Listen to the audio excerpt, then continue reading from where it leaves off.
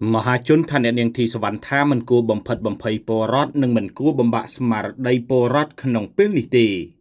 កាលពីយប់ថ្ងៃទី14ខែវិច្ឆិកាឆ្នាំ2025អ្នកនាងធីសវណ្ណថាអតីតអភិបាលរងក្រុងអរិយខ្សាត់បានបង្ហោះសារខ្លីលើបណ្ដាញសង្គមផ្លូវការរបស់អ្នកនាងថាបងប្អូនអើយមានគ្រួសារបងប្អូនប្តីប្រពន្ធកូនសង្សារបង្កើតភាពរីករាយធ្វើល្អល្អដាក់គ្នាយ៉ាងណាក្រោយអ្នកនាងធីសវណ្ណថាបានបង្ហោះសារបែបនេះមានបរិបទមួយចំនួនធំហាក់មិនពេញចិត្តមិនគាំទ្រឲ្យអ្នកនាងបង្ហោះសារបែបនេះទ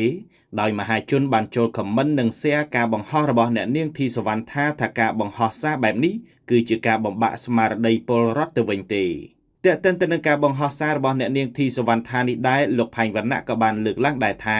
បន្ទាប់ពីឃើញព័ត៌មានដ៏គួរឲ្យរន្ធត់នេះខ្ញុំភ័យស្លន់ស្លោក៏នាំបងប្អូនមិត្តភ័ក្តិមកផឹកស៊ីសប្បាយសម្រាប់ជីវិតចុងក្រោយ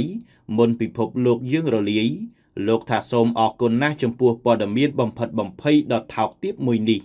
យ៉ាងណាមិញក្រោយមហាជនមួយចំនួនធំហាក់មិនពេញចិត្តចំពោះសាររបស់អ្នកនាងធីសវណ្ណថាដែលបានបង្ហោះកាលពីយប់មិញស្រាប់តែព្រឹកថ្ងៃទី15ខែវិច្ឆិកានេះអ្នកនាងធីសវណ្ណថាបានបង្ហោះវីដេអូឆ្លើយតបទៅកាន់មហាជនវិញថាខ្ញុំសូមបកស្រាយតាក់ទងនឹងការទូការវែកញែកជាមួយនឹង status ដែលខ្ញុំបានផុសកាលពីយប់មិញអញ្ចឹងនេះខ្ញុំសូមចូល status ហ្នឹងគឺយើងចង់និយាយថាថៃវាអត់ចម្លែកទេបងប្អូនហើយចេតនារបស់ខ្ញុំផុសខ្ញុំនិយាយពីចេតនាហើយក្នុងនោះទី1ខ្ញុំនិយាយឲ្យបងប្អូនយើងទាំងអស់គ្នាគឺសាបព្រោះថាយើងធ្វើល្អជាមួយគ្រួសារគឺយើងធ្វើអំពើល្អជាមួយគ្នាអីចឹងទៅធ្លាប់មិនល្អដាក់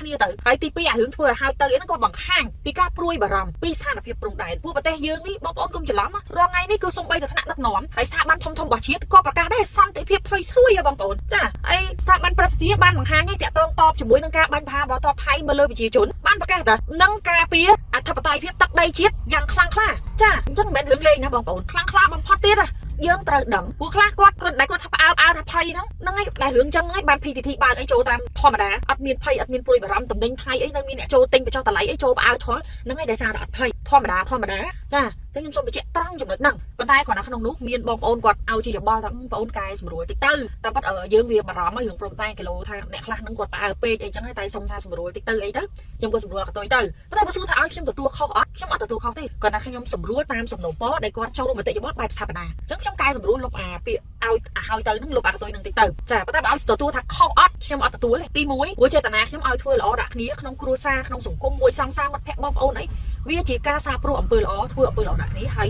អាការព្រួយបារម្ភហើយទៅវាតាក់ទងជាមួយនឹងសន្តិភាពភ័យស្រួយចាអញ្ចឹងយើងអត់ដឹងថាវាមិនទេព្រោះព្រឹត្តិការណ៍សភាពការពិភពលោកបងប្អូនមើលទៅមិនចេះតែប្រហែលបងប្អូនមើលដូចនៅអ៊ីស្រាអែលប៉ាឡេស្ទីន